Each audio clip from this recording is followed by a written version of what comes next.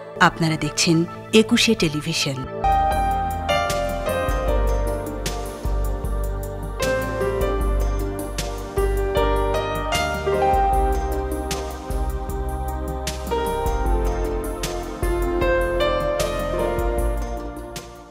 সুপ্রিয় দর্শক মণ্ডলী, আপনাদের সকলকে সাদর আমন্ত্রণ জানাচ্ছি আমাদের স্বাস্থ্য বিষয়ক অনুষ্ঠান নিপ্রো জেএমআই ফার্মা স্বাস্থ্য কথার আজকের পর্বে। পুরো অনুষ্ঠান জুড়েই আপনাদের সাথে আছি আমি ডাক্তার সানজিদা হুদা শ্যামা। দর্শক, আপনারা জানেন গত ১.৫ বছর ধরে আমরা কোভিড-19 নামক মহামারীর মধ্য দিয়ে দিন পার করছি। এই কোভিড-19-এর অন্যতম প্রধান উপসর্গ হলো শ্বাসকষ্ট। এছাড়াও দেখা যায় বায়ু দূষণ, অ্যাজমা, অ্যালার্জি সহ আরও বিভিন্ন কারণে আমাদের দেশের মানুষেরা শ্বাসকষ্ট রোগে ভুগে থাকেন। এই শ্বাসকষ্ট নিয়ে আলোচনা করতে আমাদের আজকের নিপ্রো জেএমআই ফার্মা স্বাস্থ্য কথার আলোচনার বিষয় অ্যাজমা ও কোভিড-19। এই বিষয়ে আলোচনা করতে আমাদের মাঝে আছেন স্বনামধন্য বক্ষব্যাধি ও মেডিসিন বিশেষজ্ঞ অধ্যাপক doctor Mohammad Ali Hossain sir, president Bangladesh lung foundation. আমাদের সাথে আরও আছেন স্বনামধন্য বক্ষব্যাধি বিশেষজ্ঞ ডাক্তার মোহাম্মদ আব্দুস শাকুর খান, ট্রেজারার বাংলাদেশ লাং ফাউন্ডেশন এবং কনসালট্যান্ট আনোয়ার খান মডার্ন হসপিটাল। আমাদের সাথে আরও যুক্ত আছেন ডাক্তার কাজী সাইফুদ্দিন বেন নূর স্যার, যুগ্ম সম্পাদক বাংলাদেশ লাং ফাউন্ডেশন এবং বক্ষব্যাধি বিশেষজ্ঞ জাতীয় বক্ষব্যাধি ইনস্টিটিউট ও হসপিটাল। চলুন দর্শক, কথা বলা যাক আজকের আমন্ত্রিত অতিথিদের সাথে। স্যার, আপনাদের অনেক অনেক স্বাগতম আমাদের অনুষ্ঠানে আজকে আসার জন্য। ভালো আছেন স্যার? জি, আলহামদুলিল্লাহ। স্যার, আমরা আজকে আলোচনা করব অ্যাজমা ও কোভিড-19 নিয়ে। ডাক্তার মোহাম্মদ আলী হোসেন স্যারের কাছে জানতে চাইব যে অনেকের ধারণা শ্বাসকষ্ট হলেই অ্যাজমা, তো শ্বাসকষ্ট হলেই কি আমরা সেটাকে অ্যাজমা হিসেবে ধরে নিব, নাকি আর কি কি কারণে শ্বাসকষ্ট হতে পারে মানুষের? ধন্যবাদ। আসলে শ্বাসকষ্ট যে হয় মানুষের, সেটা বিভিন্ন বয়সে বিভিন্ন কারণে হয়ে থাকে। অ্যাজমা তার মধ্যে একটা অন্যতম কারণ অ্যাজমাটা শিশু বয়স থেকে আরম্ভ করে বয়স্ক রোগী সবার ক্ষেত্রে প্রযোজ্য। কিন্তু আমরা যে শ্বাসকষ্টকে ভাগ করি তাহলে এটার প্রধান কারণগুলো হচ্ছে এটা লাংসের কারণে হয়ে থাকে, হার্টের কারণে হয়ে থাকে, আর এছাড়াও আমাদের যে বক্ষ পিঞ্জর আছে সেখানকার মাংসপেশির দুর্বলতার কারণে, পর্দার কারণেও হয়ে থাকে। আমরা যদি লাংসের কারণে ধরে থাকি সেখানে দুইটা প্রধান কারণ বলি আমরা, একটা হচ্ছে ইনফেক্টিভ কারণ আর একটা নন ইনফেক্টিভ কারণ। ইনফেক্টিভ কারণগুলোর মধ্যে হচ্ছে যেমন ভাইরাস জনিত কারণে হতে পারে, ব্যাকটেরিয়ার কারণে হতে পারে, যক্ষার জন্য হতে পারে, এবং বর্তমান প্রেক্ষাপটে কোভিড যেমন এক ধরনের ভাইরাস, এটার কারণে বেশিরভাগ ক্ষেত্রে হচ্ছে। আর নন ইনফেক্টিভ কারণের মধ্যে হচ্ছে asthma, COPD, interstitial lung disease, lung cancer, আরও অনেক কারণেই হতে পারে। আর এছাড়াও কিন্তু হার্টের কারণে শ্বাসকষ্ট হয়ে থাকে, যেমন যদি কারো হার্ট ফেলিওর ডেভেলপ করে, যদি কারো হার্টে বাল্বের সমস্যা থাকে তাহলেও কিন্তু শ্বাসকষ্ট হতে পারে। এছাড়া আরও কিছু কারণ আছে যেগুলোতে শ্বাসকষ্ট হতে পারে, যেমন একজন মানুষের যে স্ট্রোক হয়ে যায় সেক্ষেত্রে অ্যাসপিরেশন করলে খাওয়াটা লাংসে চলে গেলেও শ্বাসকষ্ট হতে পারে। আর কিছু ডিজিজ আছে যেমন মাংসপেশির দুর্বলতা, মায়োপ্যাথি বলি আমরা, এখানে নার্ভের কিছু রোগ আছে, নিউরোপ্যাথি, এসব কারণে যদি মাংসপেশি দুর্বল হয়ে যায় তাহলে কিন্তু শ্বাসকষ্ট হতে পারে। সুতরাং আমরা দেখতে পাচ্ছি যে শ্বাসকষ্টের অনেকগুলো কারণ আছে, তার মধ্যে অ্যাজমাটাকে বেশি ফোকাস করা হয়। তার কারণ হচ্ছে অ্যাজমাটা অ্যালার্জির কারণে হয়, যে কোনো বয়সে হতে পারে, সেই জন্য শ্বাসকষ্ট হলেই মানুষ মনে করে অ্যাজমা। আসলে কিন্তু তা নয়, শ্বাসকষ্টের অনেকগুলো কারণের মধ্যে অ্যাজমা হচ্ছে অন্যতম একটা কারণ। আচ্ছা, আমরা এই বিষয়ে পরে আরও আলোচনা করব। তো আমরা এখন আব্দুস শাকুর স্যারের কাছে জানতে চাইবো যে এখন তো বর্ষাকাল, সিজনাল ফ্লু ঘরে ঘরেই দেখা যাচ্ছে, ঘরে ঘরেই সবারই সর্দি কাশি হচ্ছে। তো মানুষের এখন ধারণা হয়ে গেছে যে সর্দি কাশি বা জ্বর হলেই সেটি হচ্ছে কোভিড-19 বা করোনা রোগ। তো করোনার উপসর্গ আর সাধারণ ফ্লুয়ের উপসর্গের মধ্যে মিল এবং অমিল কি? আমরা ঋতুভিত্তিক জ্বর বা সর্দি বলি, যেটাকে আমরা সিজনাল ফ্লু এই হিসাবে আমাদের কাছে পরিচিত। এবং এখন যে সিজন চলছে বর্ষাকাল, এখনও এই ফ্লুর কিন্তু প্রাদুর্ভাব দেখা দেয়, প্রতি বছরই আমরা এটার মুখোমুখি হই।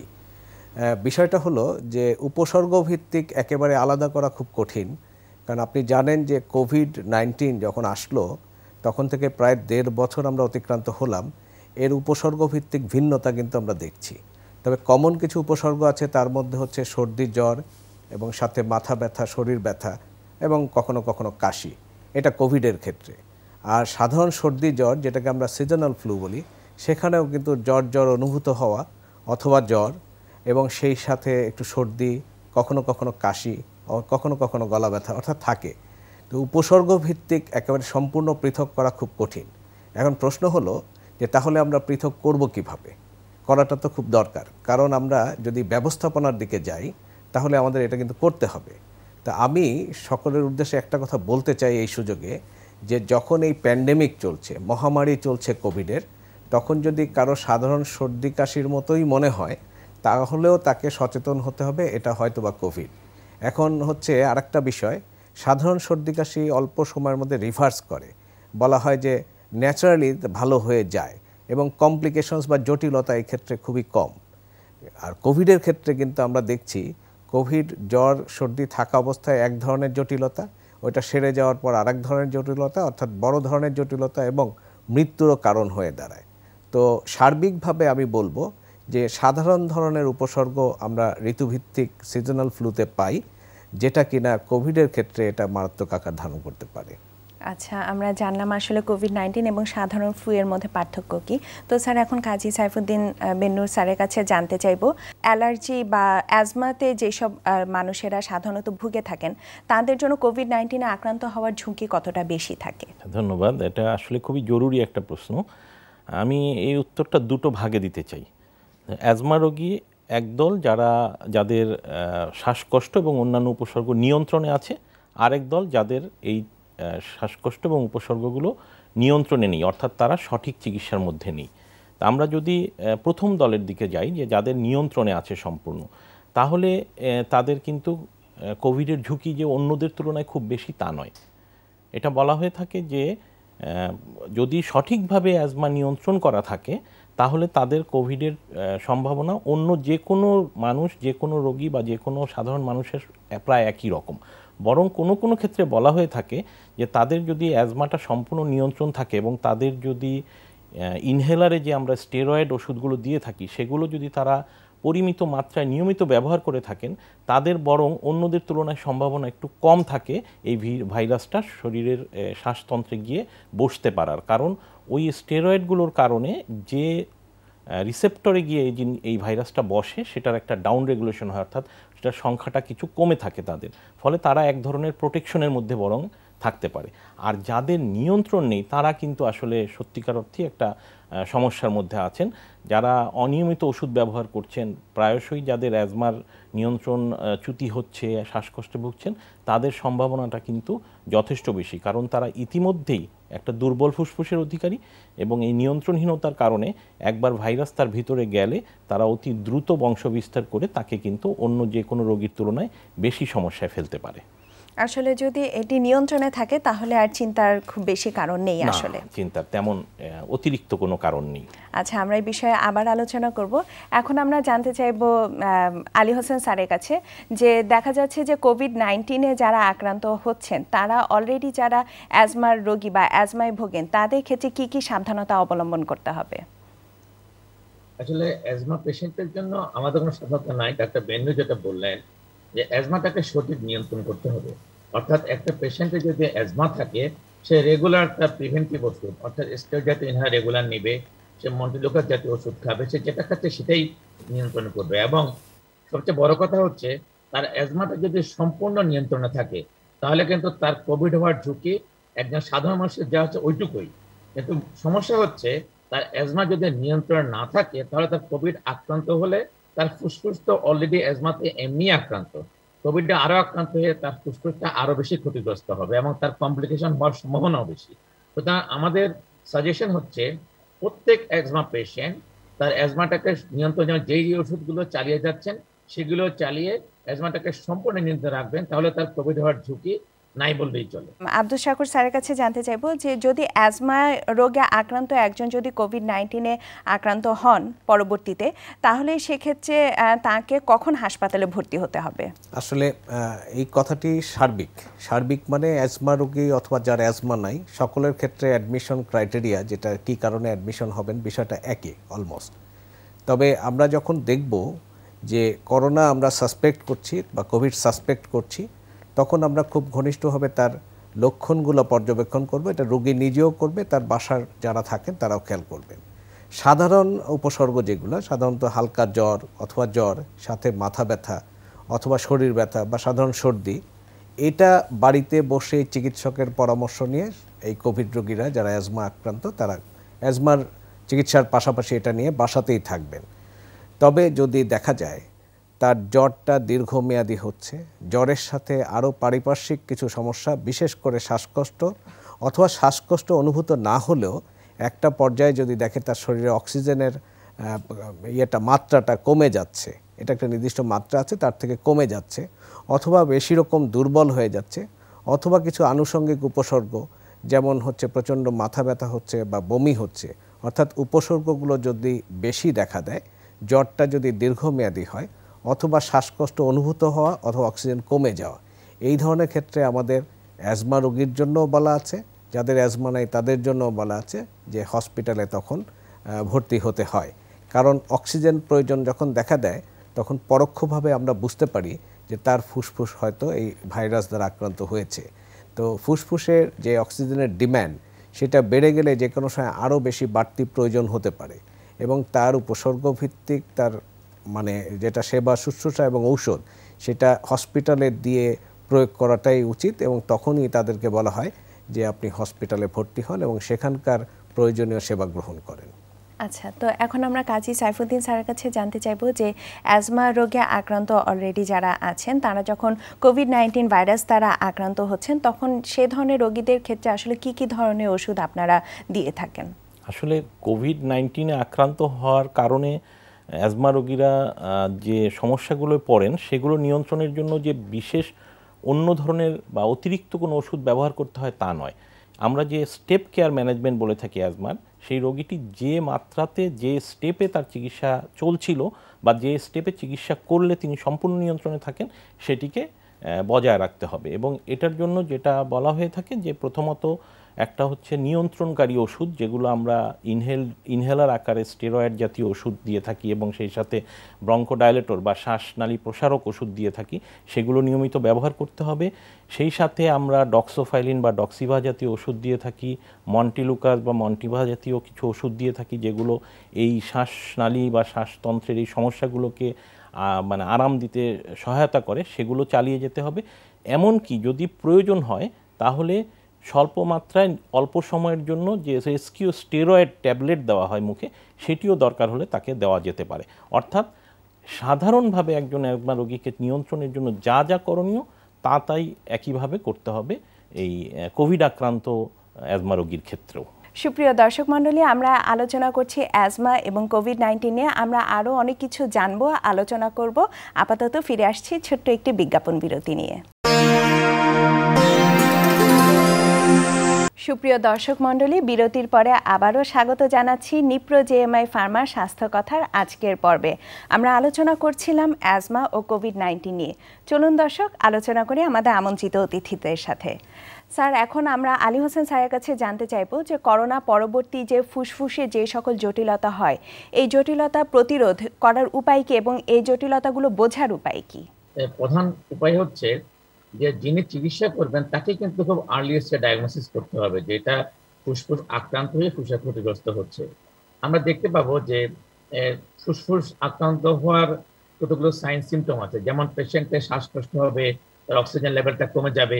সেই ক্ষেত্রে আমরা পেশেন্টের চেস্ট এক্সের উপর ডিপেন্ড করবো না, আমরা পেশেন্টকে হাই রেজলিউশন একটা সিটি স্ক্যান করতে বলবো। সেটা দেখে আমরা নির্ধারণ করবো তার ফুসফুসে ফাইব্রোটিক চেঞ্জ হচ্ছে কিনা, গ্রাউন্ড গ্লাস অ্যাপিয়ারেন্স হচ্ছে কিনা, তারপরে কত পার্সেন্ট ফুসফুস এফেক্টেড হচ্ছে। এটা খুবই ইম্পর্টেন্ট। এটা চিকিৎসক নিজে নির্ধারণ করবে যে পেশেন্টের ফুসফুস আক্রান্ত হচ্ছে।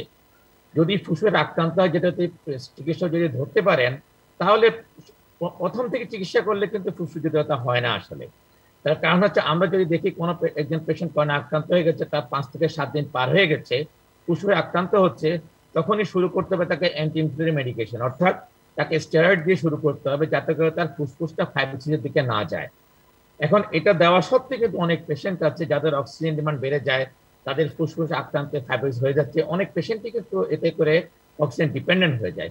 সেই ক্ষেত্রে আমাদেরকে দেখতে হবে যে পেশেন্টের ফুসফুস যদি স্টেরয়েড দেওয়ার পরে ইমপ্রুভ না করে, তখন আমরা পেশেন্টকে অ্যান্টিফাইব্রোটিক এজেন্ট অর্থাৎ পারফেনিডান, নিন্টিডাম এই গ্রুপের ওষুধ দিয়ে শুরু করতে হবে যাতে তার ফাইব্রোসিসটাকে প্রিভেন্ট করা যায়।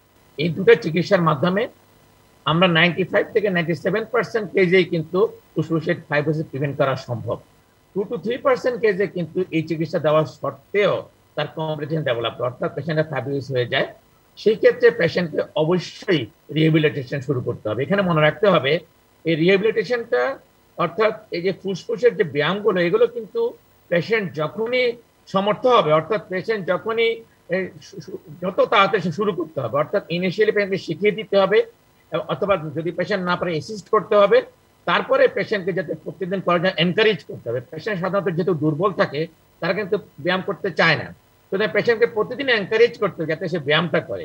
প্রথম কাজ হচ্ছে আমাদেরকে শনাক্ত করতে হবে, আর্লি চিকিৎসা শুরু করতে হবে, আর্লি আমাদেরকে ফুসে ব্যায়াম শুরু করতে হবে, এবং তারপরেও যদি কোনো পেশেন্টের এটা থেকে যায় তাহলে তাকে রিহ্যাব প্রোগ্রামের মধ্যে তাকে এনকারেজ করতে হবে লম্বা সময় ব্যাপী, এবং তাকে বাসায় অক্সিজেন দিয়ে রিহ্যাব প্রোগ্রামের মধ্যে এনরোল করতে হবে যাতে করে আমাদের এই ফুসফুসের জটিলতা থেকে এড়ানো যায়।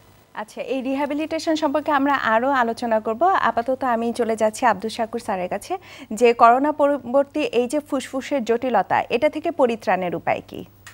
জি, আপনি যেটা বলছেন তার কিছু অংশ আমার স্যার প্রফেসর আলী হোসেন স্যারও বলেছেন, তো আমি সেখান থেকেই বলি যে করোনা আক্রান্ত যারা হয়, প্রথম একটি ভালো সংবাদ দিই। ভালো সংবাদটি হলো যে ৮০% রোগীর ক্ষেত্রেই ফুসফুস পর্যন্ত জটিলতা বা ফুসফুস আক্রান্ত হয় না।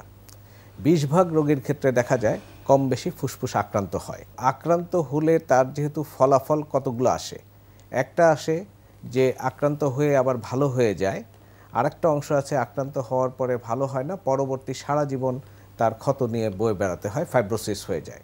প্রথমত যিনি রোগী, যিনি আক্রান্ত হলেন, তাকে প্রথমে নোটিস করতে হবে যে আমি এই ধরনের উপসর্গে ভুগছি, এবং তারপরে হচ্ছে চিকিৎসক যিনি চিকিৎসা দিচ্ছেন, স্যার যেটা বললেন, চিকিৎসকের কিন্তু একটা সুদূর প্রসারী একটা চিন্তার মধ্যে থাকবে যে তার ফুসফুস আক্রান্ত হয়েছে কিনা, সেটার তো কতগুলো উপসর্গ আছে। যখন উপসর্গগুলো দেখবে যথাসময় সেই উপসর্গ ভিত্তিক চিকিৎসার প্রোটোকলটা সাজাবে। প্রোটোকলটা কি? যার জন্য যে ওষুধটা যখন প্রয়োজন সেই ওষুধটা দেওয়া।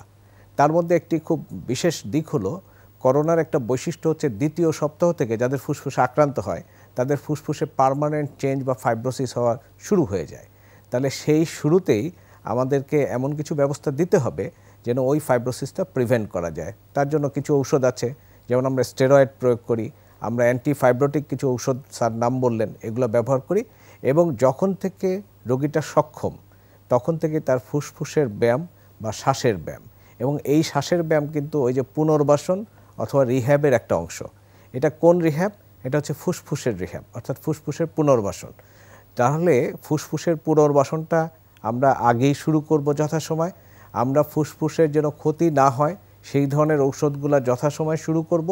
এবং আরেকটা জিনিস মেডিকেল সায়েন্সে আছে যে চলমান প্রক্রিয়ার গতি প্রকৃতিকে নজরে রাখা, যেটাকে বলা হয় ফলো আপ। রোগী যখন ভর্তি থাকবেন তখন রেগুলার ফলো আপ হবে, রোগী যখন ছুটিতে যাবে তারও কিন্তু সময়ভিত্তিক ফলো আপ বলে।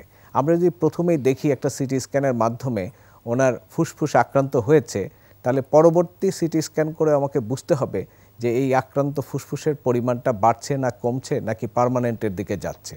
তো এই সম্পূর্ণ বিষয়টি হচ্ছে অ্যাসেসমেন্ট, অর্থাৎ অ্যাসেসমেন্ট করে চিকিৎসক বা চিকিৎসক দল ওই রোগীর সঠিক চিকিৎসাটা প্রয়োগ করবে, এবং যিনি আক্রান্ত ব্যক্তি তিনিও তার উপসর্গগুলো ঠিকমতো প্রকাশ করবেন, এবং ডাক্তারের দেওয়া বা চিকিৎসকদের দেওয়া যে নির্দেশনাগুলো আছে ঔষধের পাশাপাশি যেটা বললাম ফুসফুসের ব্যায়াম, এগুলো চালিয়ে যাবে। এই টোটাল প্যাকেজের যে জিনিসগুলো আছে সেগুলো যদি আমরা সব সঠিকভাবে নক করতে পারি, টার্গেট করতে পারি, তাহলে সার্বিকভাবে তার ফুসফুসের পরবর্তী যে জটিলতা হওয়ার কথা, তো এই জিনিসগুলো যেন হয়ে না যায় সেজন্য যথাসময়ে আমরা যদি আমাদের যথা ব্যবস্থা নেই এবং রোগীও যদি আমাদের সহযোগিতা করে তাহলে আমরা প্রতিরোধ করতে পারবো। এই সার্বিক বিষয়টাই হচ্ছে প্রতিরোধ। আচ্ছা, এখন সাইফুদ্দিন স্যারের কাছে জানতে চাইবো যে অ্যাজমা রোগে আক্রান্ত যেসব রোগীরা কোভিড-19 থেকে সেরে ওঠেন তাদের করোনা পরবর্তী ফুসফুসে কার্যক্ষমতা বাড়ানোর জন্য কি কি করণীয়? আমাদের সবারই আসলে একটু জেনে রাখা উচিত।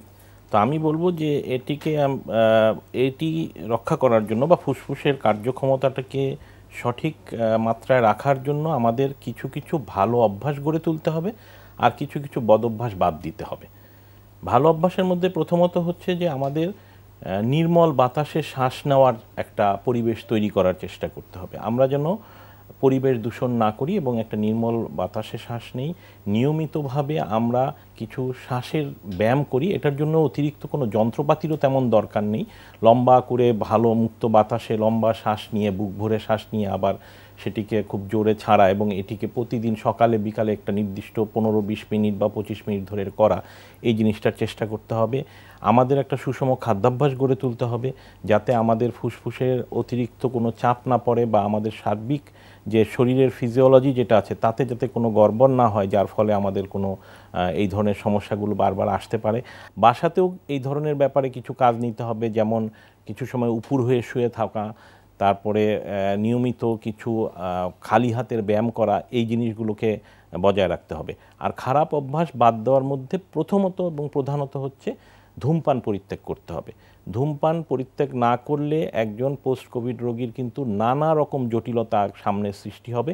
কোভিড রোগী যারা সেরে উঠেছেন তারা যদি ধূমপান বজায় রাখেন তাহলে তাদের এগুলো আরও অনেক মারাত্মক হবে বলেই আসলে চিকিৎসা বিজ্ঞানীরা আশঙ্কা করছেন। সুতরাং এই বদভ্যাসগুলো বাদ দিয়ে আমরা যদি সুন্দর অভ্যাস গড়ে তুলি, ফুসফুসের স্বাস্থ্যটা রক্ষা করার চেষ্টা করি, তাহলে অবশ্যই পোস্ট কোভিড রোগীরা কিন্তু অনেক ভালো থাকতে পারবেন। আচ্ছা, এই বিষয়ে আমরা পরে আরও আলোচনা করব। এখন আমি চলে যাচ্ছি আলী হোসেন স্যারের কাছে আবারও, যে আমরা প্রতিদিন দেখতে পাচ্ছি যে করোনা রোগে আক্রান্ত রোগীদের সংখ্যা দিন দিন বেড়েই চলছে। এই যে এই উত্তরোত্তর বৃদ্ধি পাচ্ছে এই পজিটিভ রোগীদের সংখ্যা, এই জন্য আপনার সাধারণ দর্শকদের প্রতি কি উপদেশ? করোনা বাড়ার মূল কারণ হচ্ছে যে আমরা কেউই সতর্ক নই। আমরা মাস্ক ঠিক মতো পরছি না, ঠিক মতো ডিস্টেন্স মেনটেন করছি না, মাস্ক করলে সেটা আবার নাক থেকে নামিয়ে রাখছি, হাত স্যানিটাইজেশন করতেছি না। আসলে এই করোনার জন্য বিশেষ উপদেশ হচ্ছে আমাদেরকে মাস্ক পরিধান করতেই হবে, এর কোনো বিকল্প নেই। একটা ডিস্টেন্স মেনটেন করতেই হবে। আমরা একান্ত যদি আমাদের প্রয়োজন হয়, আমরা শুধু বের হওয়ার কোনো প্রয়োজনই নেই। আর হচ্ছে করোনা আক্রান্ত হওয়ার পরেও কিন্তু প্যানিক হওয়ার কোনো দরকার নেই। সবাই খুব প্যানিক হয়ে যায়, আমার করোনা হয়েছে, আমি মনে হয় বাঁচবো না, আমার হাসপাতালে সিট লাগবে। যার অক্সিজেন দরকার নাই সে অক্সিজেন সিলিন্ডার জোগাড় করে রাখছে, যার দরকার নাই সে অক্সিজেন কনসেন্ট্রেটর জোগাড় করছে। প্যানিক হওয়ার কোনো প্রয়োজনই নেই। করোনা যদি হয়েই থাকে তাহলে সেটাকে অত্যন্ত ঠান্ডা মাথায় প্রপার ওয়েতে ম্যানেজ করতে হবে। অর্থাৎ রোগী দেখে তার কোনো সিমটম নাই, সুতরাং সে বাসায় থাকলেই পারে, তো অনলাইনে একজন চিকিৎসকের পরামর্শ নিল। আর যার একান্ত কোনো উপায় নেই, যে তার যেতেই হবে হাসপাতালে, প্রপার প্রোটেকশন নিয়ে তাকে হাসপাতালে যেতে হবে। তার কারণ হচ্ছে যদি সে হাসপাতালে যাওয়ার পথে অনেককে ছড়াবে, সুতরাং তাকে এটা মাথার মধ্যে সবসময় রাখতে। আমরা সবসময় ডিসকারেজ করি করোনা আক্রান্ত পেশেন্টকে হাসপাতালে না যাওয়ার জন্য। অর্থাৎ আমাদেরকে সবার আগে সচেতনতা সৃষ্টি করতে হবে নিজেদের মধ্যে, সোসাইটির মধ্যে এবং জনগণের মধ্যে। তাতে হলে কিন্তু করোনার প্রকোপ অনেকাংশে কমে যাবে। এটাই আমার সাজেশন সাধারণ জনগণের জন্য।